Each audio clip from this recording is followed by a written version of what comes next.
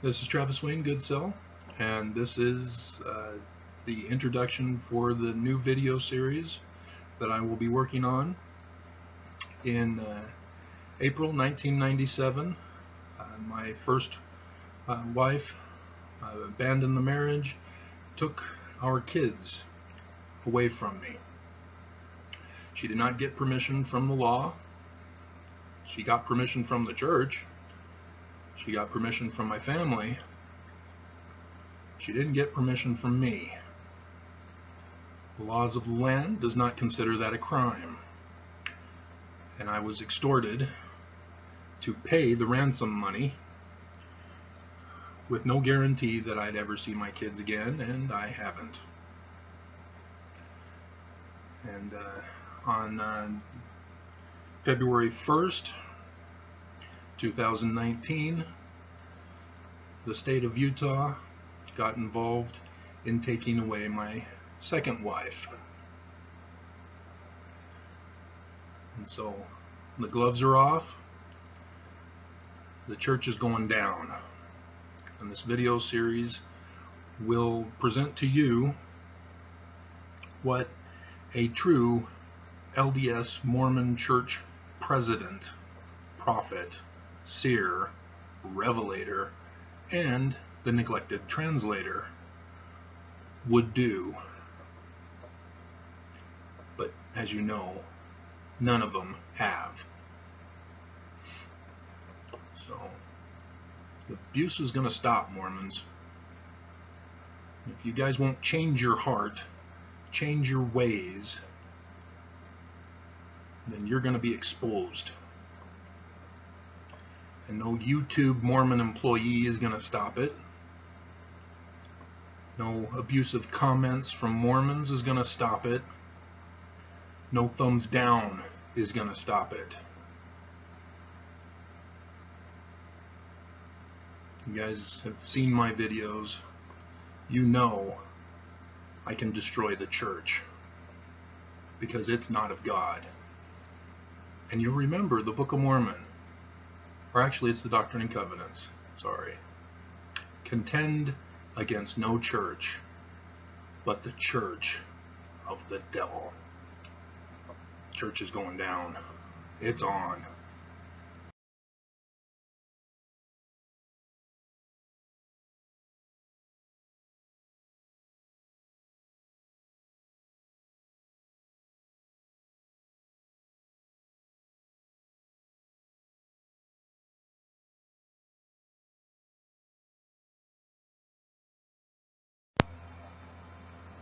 Alright, the first video we're going to deal with money.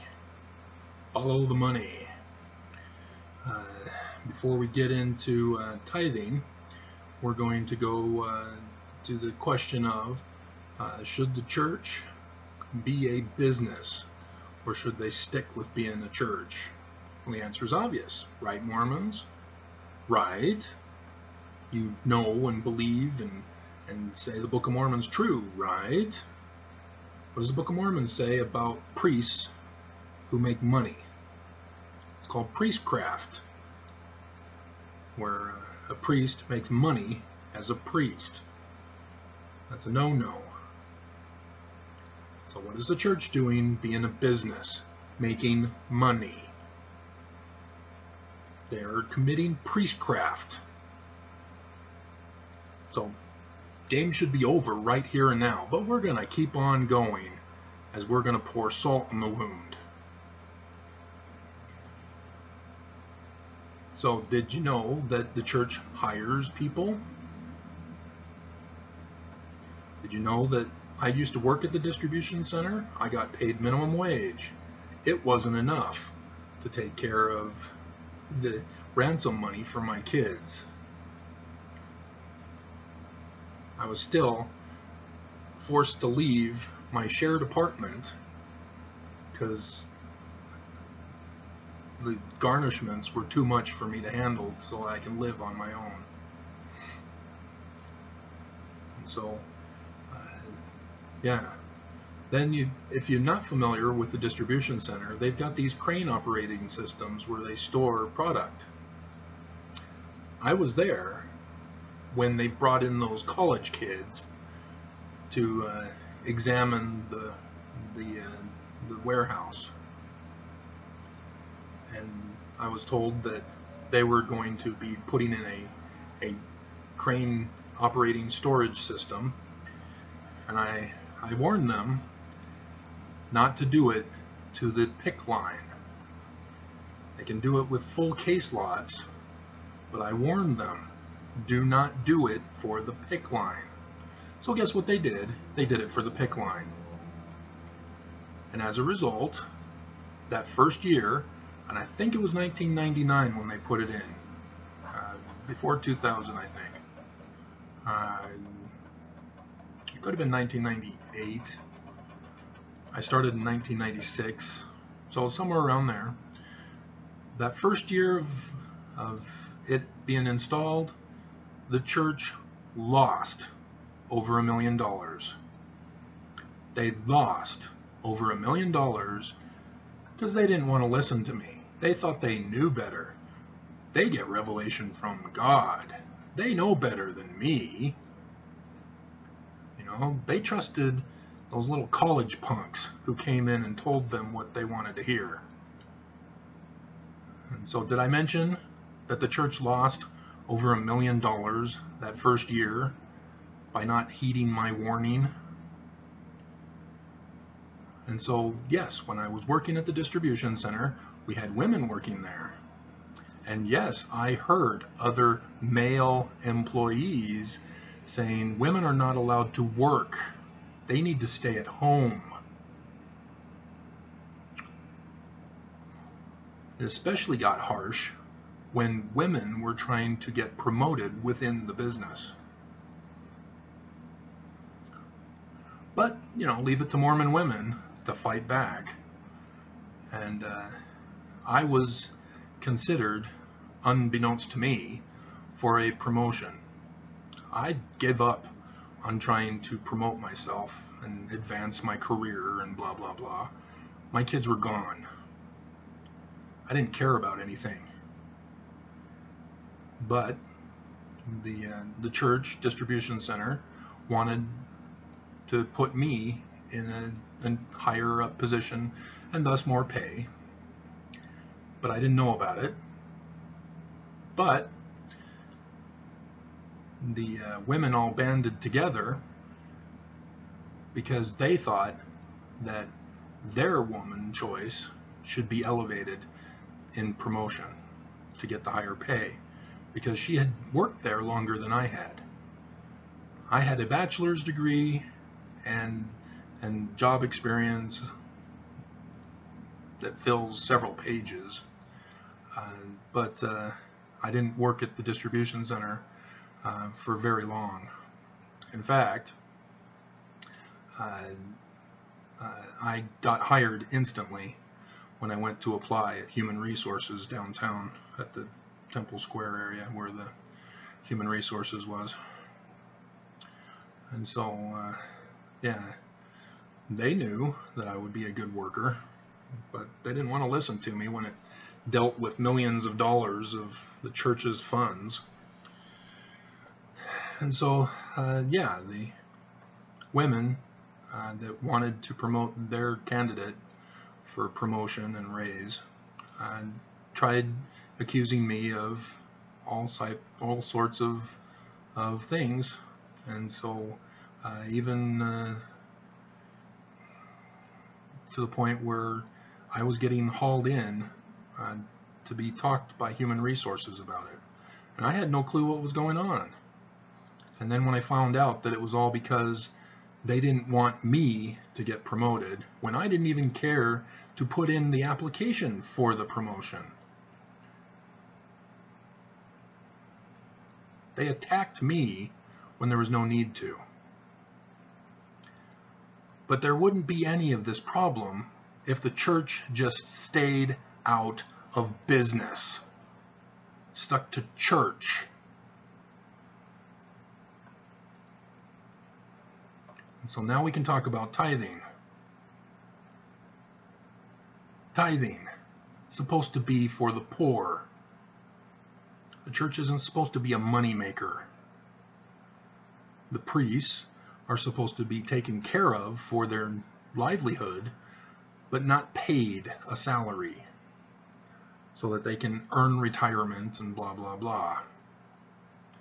And so yeah, I think this is the time where I can point out the picture of Elder Irene's leaked paycheck stub from the church, and then I'll get back to this.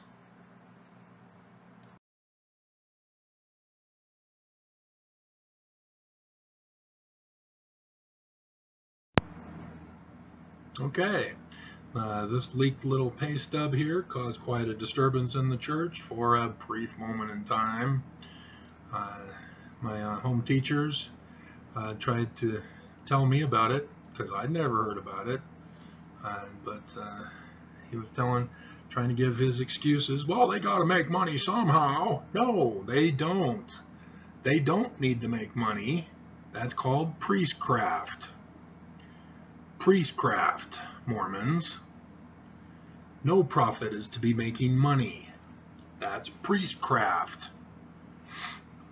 And so, how then do we build buildings? How then do we build temples? How do we publish books of Mormon? How do we get the shipping all taken care of? Blah, blah, blah, blah, blah, blah, blah, blah, blah. Okay, so now this is the part of the video where I demonstrate what a true president of the Church of Jesus Christ of Latter-day Saints would do.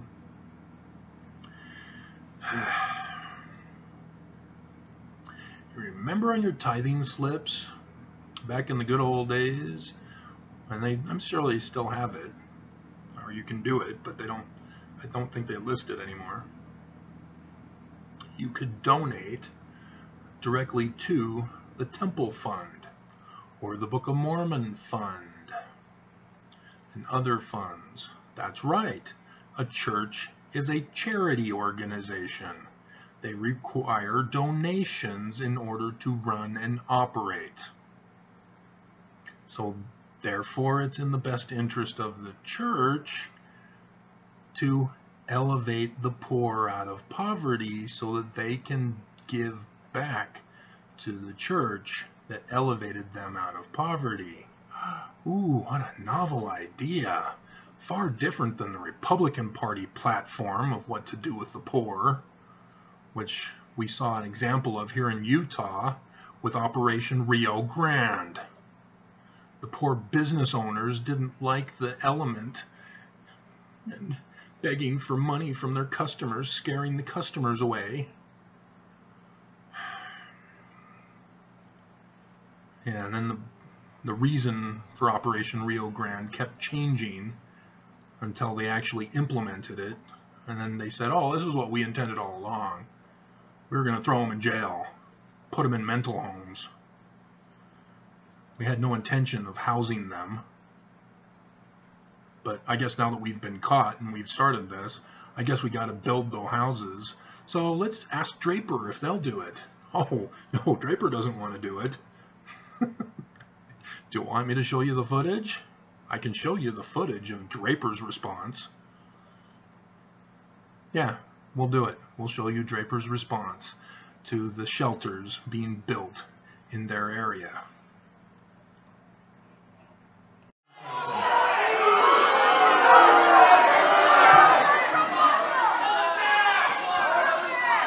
The meeting tonight is about hearing your input, okay? We're going to make a decision. Mayor, I know there are concerns, Mayor Walker, and you know, I want to say Mayor Walker earlier when he said he spoke from his heart, but not your heart, he's not shaming you. And we're not here, no one's here to shame you, no one's here to judge. What I heard him say was he made an invitation for consideration from his heart. He knows that he doesn't speak for you. Tonight is your opportunity.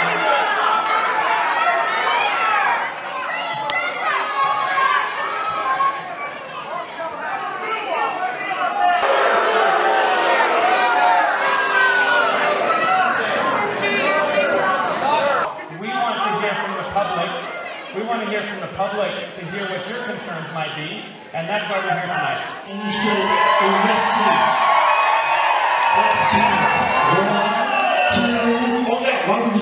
city of Draco. Yes! I want to see your hands. Yes, that audience was full of Mormons. And they didn't want no poor people in their town. And you might say that you're going to think of pulling a Trump move and saying, oh, that's fake news, that didn't happen. Yes, it did. And how do I know that? I knew a couple in that audience.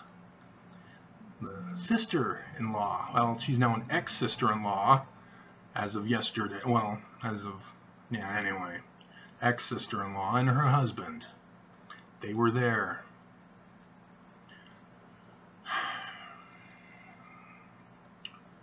So, yeah.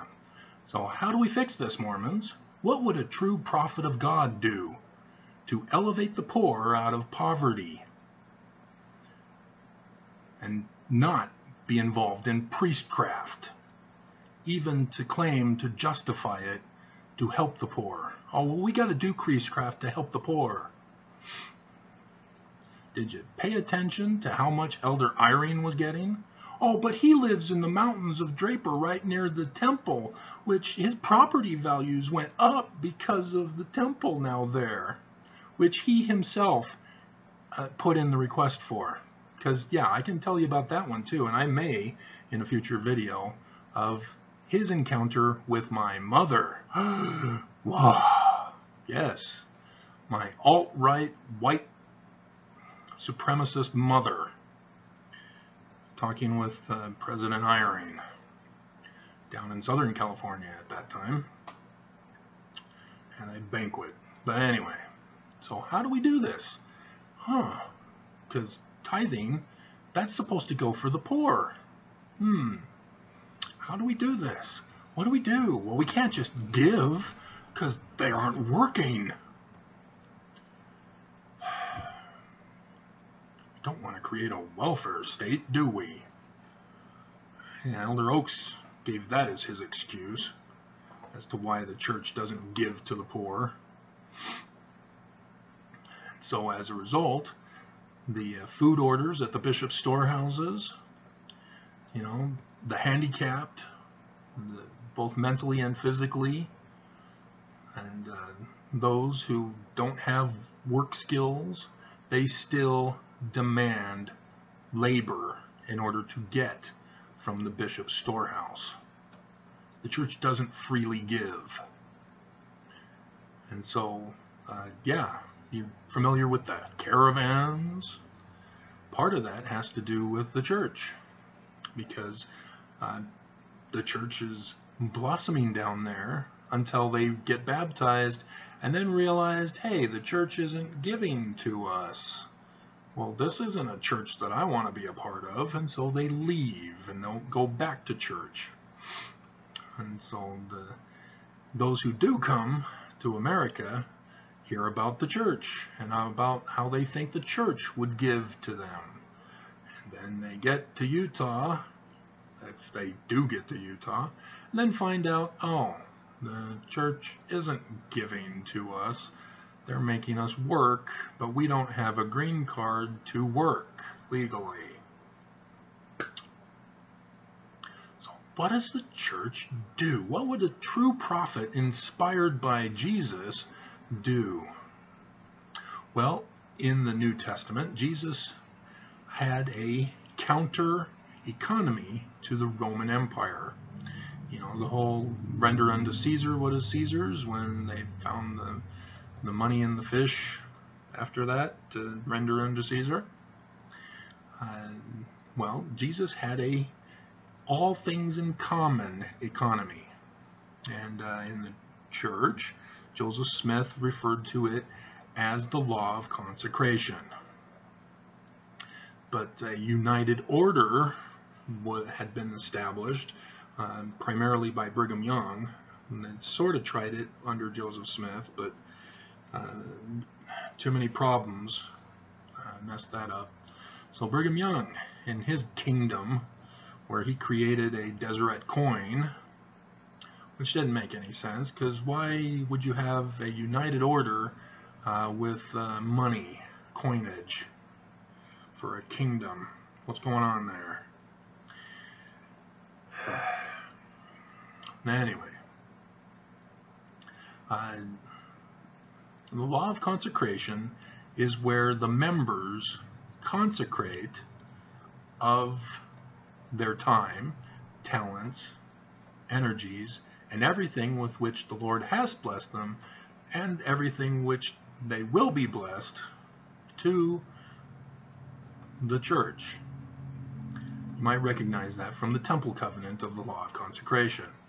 I may have misquoted it with a word here or there, but that's the law of consecration. And so, yes, you don't hire people to work for you. You get volunteers to work for you. The distribution center needs to be a volunteer situation. And you might think, well, how are they able to survive if it's volunteer? They need to work. You're not listening. You've got your head stuck in the ground of the economic box that we're currently living in. You're not able to pull your head out and look at the big picture. You can have people, members of the church, who still go to work at whatever job they work at. But as a church, you get volunteers. And the volunteers are involved in distributing goods and services. And that's the difference. They already have it at the bishop's storehouse. I don't think they're paid. Maybe they are. But I'm pretty sure, well, maybe they are. Because, or at least the office people are. They have missionaries that do the register and all that stuff, but I think the office people are paid. So we've got to cut that out. Have it all run by missionary service. It's that simple. And all that's needed is people need the basic necessities: food, clothing, and furnishings and all that stuff for a home. And so how do you do that? Well, donations. Gotta have donations. So how do you do that? People go to work. You know, if you have tithing for the poor, then the tithing can go for the poor. And you don't just give it to them like a check once a week or every month. No, you get them what they need so that they can go and get a job. If they need to be educated, BYU, no longer paid. It's for free education. The church used to have ownership of the LDS hospital. That's why it was called the LDS hospital. They could have done free health care. What? No! That's a socialist Democrat thing. You're a religion. You're not making a profit off of it.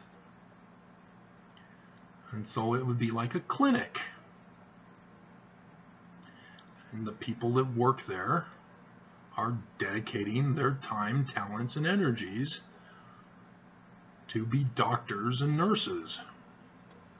Free health care. You know, if you want to keep it exclusive to members of the church, that's fine. I'm sure you can get more recruits that way. But again, you're not getting paid by the number of members. All the money is going to elevate the poor. So there is no conflict that is going on right now as they are struggling to try to find ways to make money rather than elevating the poor. But I've published books on this, how the law of consecration would work. And so I'm not going to go over it here, but it would be at a stake level. Each stake would have its own distribution center, bishop storehouse, whatever you want to call it. I think I called it central distribution center or something like that, but anyway, doesn't matter what you name it.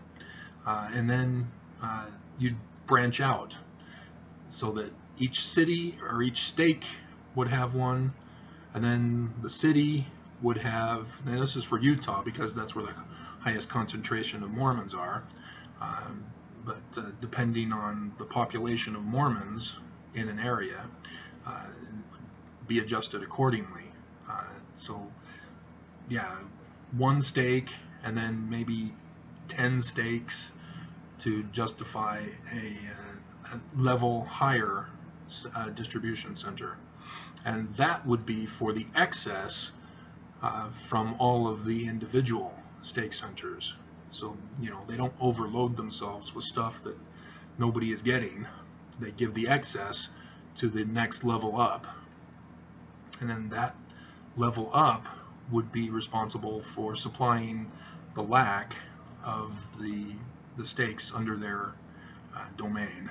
And then you go higher up until you cover the whole world. It's that simple.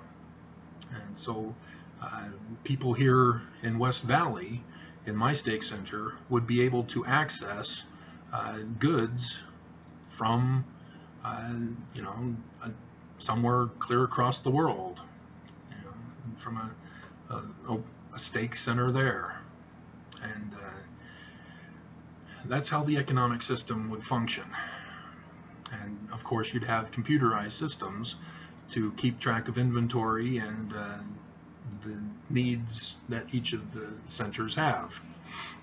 And it's really simple, very quick to set in motion, because the church already has it in motion if they would just implement it. Quit fooling around with trying to make money and turn everything around to elevating the poor out of poverty. And so you won't have the distribution center anymore. It would be at the stake level. And so you don't need to have a print press to publish books of Mormon, because you just get a company to do it. And they've already got Deseret Book. You just have Deseret Book become an independent publishing company and publish the Book of Mormons through them. They'll gladly do it because they're Mormons running it. So it's not complicated. They don't need to take on the burden that it's costing them lots and lots of money when they lose members. And they're losing members because they're not taking care of the members. Got to take care of the members first. It's top priority. And it can be done. You don't need to commit priestcraft. You don't need to neglect the poor in order to make everybody prosper. It's real simple. And so, yeah, it was Bishop Hammond in my area here, the one who kicked me out of the church, giving me an ultimatum. You know, either stop publishing that the Book of Mormon is the official doctrine of the church regarding the fall of Adam, or you can't come back to church. Don't bother. So it was him who I had originally went to him saying, oh yeah, I came up with this idea for a new temple idea. You can turn the stake centers into temples. So yeah, I've got that one too. They don't need to keep building temples. And yet they're still building temples as they're losing membership and thus losing money. Thought it was supposed to be the increase in members to justify the increase in temples. And yet we're losing members, but yet we're having record number of temples. 7 in April conference last year, and then 12 in October conference. What's going on, guys? Again, priestcraft. Priestcraft. Do you understand that, Mormons?